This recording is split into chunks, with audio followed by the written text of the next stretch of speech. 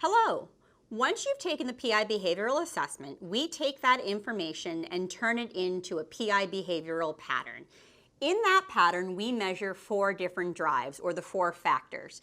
They are A, dominance, the drive for influence on people and events; B, extroversion, the drive for social interaction; C, patience, the drive for consistency and stability; and D, formality, the drive for rules and structure. Understanding each one of these 4 drives will help us better understand a person and how they operate in the workplace. PI has administered over 20 million assessments, and to make it easy for you, we've created 17 reference profiles. Think of it as shorthand or an easy, digestible way for you to understand a wide variety of behaviors and needs. Your behavioral pattern might not fit exactly into one of these reference profiles, but most likely they'll come close. Your reference profile most closely matches a scholar profile. So let's talk about some basic needs and behaviors that come along with that. So for you, details and structure are really important. You need access to information and you need structure throughout your day. You also need time to think. You're a bit more reserved. You prefer to work a little bit more heads down. You also have patience in your pattern, so you like a little time to kind of sort through the things that you need throughout your day. But you also have what we call dominance. And dominance means that you have a little bit more of that autonomy, a little bit more of that need for ownership. And for you, it's important that you still have a say in how things are going. Let's talk a little bit about some areas of strengths and challenges that come along with this pattern. So for you, an environment where you can really dig and learn and understand, those types of environments are going to bring out the best in you, right? Those are the environments where you can really showcase that detail orientation, that structure, that need for high quality.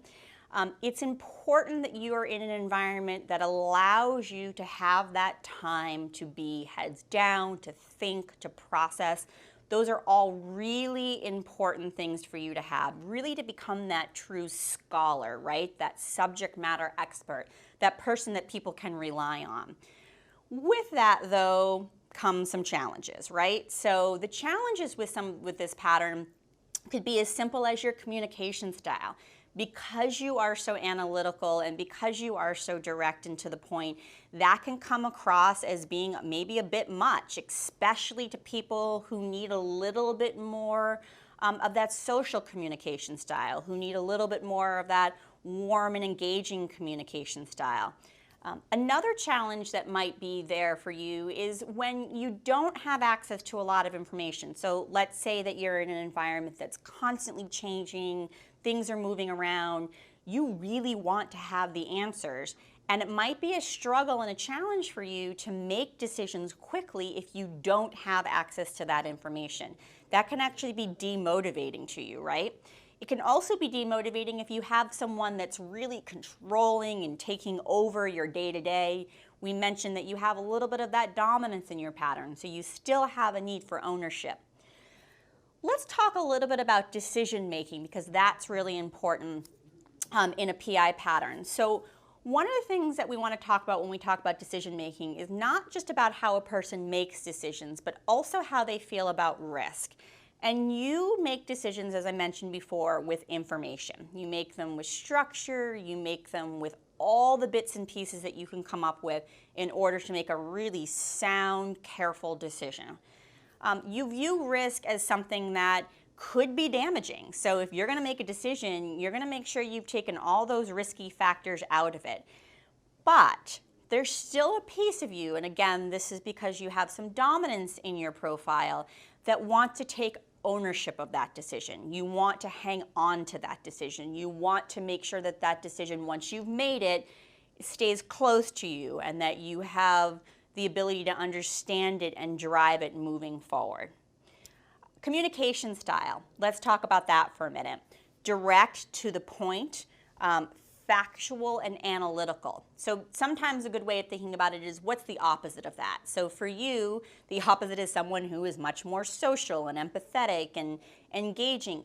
That's not what motivates you. In fact, you'd prefer someone to communicate with you that is direct and to the point. You don't need the fluff, and that's fine. Your communication style is that much more analytical.